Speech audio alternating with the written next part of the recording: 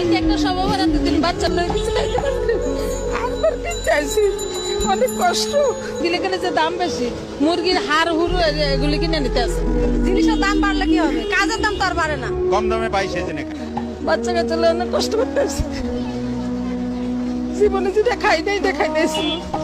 আমার মনে হয়, আমার ভয় হয় একদম নিম্নবিত্ত মানুষ যারা এবার রোজা রেখে ইফতার যখন করবে তখন হাত তুলে আল্লাহর কাছে বদদোয়া করা শুরু করবে।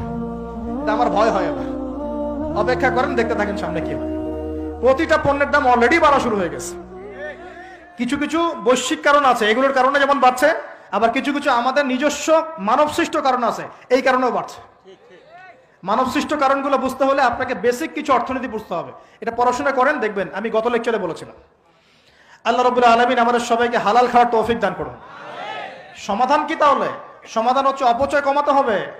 5টা খেজুরে ইফতার হয়ে গেলে 6 নম্বর খেজুর দান করে দেন। 6 নম্বর খেজুর দান করে দেন, সদকাগুলো বেশি বেশি বাড়িয়ে দেন। এই যে মানুষগুলো খেতে পারবে না ওদের ঘরে ঘরে গিয়ে ইফতারগুলো পৌঁছে দেন, মাসের বাজার করে দেন। যাদের সামর্থ্য আছে, জাকাত ফরজ হয়েছে, জাকাতগুলো দিয়ে দেন। আল্লাহ পাক তৌফিক দান করুন। দুর্নীতি বন্ধ করেন, কালো টাকা বন্ধ করেন। কত টাকা পাচার হয়ে গেল বিদেশে, সেগুলো কে ফিরিয়ে নিয়ে আসবে? এই দায়িত্ব কার? মনে রাখবেন, একটা পাপের হিসেব না দিয়ে কাল কিয়ামতের মাঠে কোনো দায়িত্বশীল পার পাবে না ইনশাআল্লাহ। কোনো দায়িত্বশীল না। না এই যে আমি লেকচার দিচ্ছি না, আল্লাহ পাক আমাকেও দাঁড় করাবেন। দাঁড় করায় বলবেন, তোমাকে আমি দিনের যে জ্ঞান দিয়েছিলাম সেই জ্ঞানের হক তুমি আদায় করেছো কিনা হিসাব দাও। এখন এই যে বড় বড় মুফাসসিরে কোরআন, মুফতি, মুহাদ্দিস বসাচ্ছেন, পাংখা দিয়ে বাতাস করছেন, হ্যাঁ, চা খাওয়াচ্ছেন, কফি খাওয়াচ্ছেন।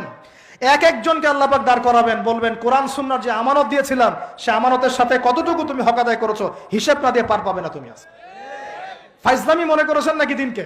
ঠিক একইভাবে সমাজের, রাষ্ট্রের দায়িত্ব আল্লাহ পাক যাদেরকে দিয়েছেন এক একজন ব্যক্তিকে আল্লাহ পাক দাঁড় করাবেন।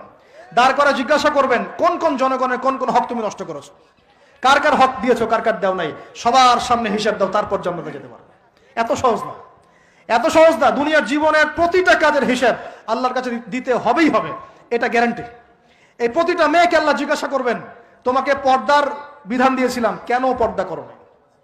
প্রত্যেক মুসলিমকে আল্লাহ জিজ্ঞাসা করবেন, 5 ওয়াক্ত নামাজ ফরজ করেছিলাম, নামাজ পড়ো নাই কেন? ঠিক মতো পড়েছো কিনা? প্রত্যেক ধনীকে আল্লাহ জিজ্ঞাসা করবেন, দাঁড় করিয়ে করে এক একজন করে, একসাথে 10 জন না, একজন একজন একজন করে আসবে। একজন করে, এই আব্দুল্লাহ তুমি আসো, এই আব্দুর রহমান তুমি আসো, এই ওবায়দুল্লাহ তুমি আসো, এই রহিম তুমি, আব্দুর রহিম তুমি আসো। এক একজন করে আল্লাহ ডাকবেন, বলো তোমাকে ধন দিয়েছিলাম, কি করেছো? বলো তোমাকে ইলম দিয়েছিলাম, হক আদায় করেছো কিনা? বলো তোমাকে ক্ষমতা দিয়েছিলাম, কি করেছো? আমাদের আন্ডারে যারা আছে সবার হিসেব আমাকে দেওয়া লাগবেই। অতএব সমাজ থেকে দুর্নীতি বন্ধ করেন, পাচার হওয়া সব কালো টাকা সাদা করে নিয়ে আসেন, অপচয় কমান, দুর্নীতি কমান, এবং যারা জুলুম জালেম ওদের সাথে কোনো আপোষ করবেন না। সমাজে ন্যায় বিচার প্রতিষ্ঠা করার চেষ্টা করেন। জালেম যদি আপনার নিজের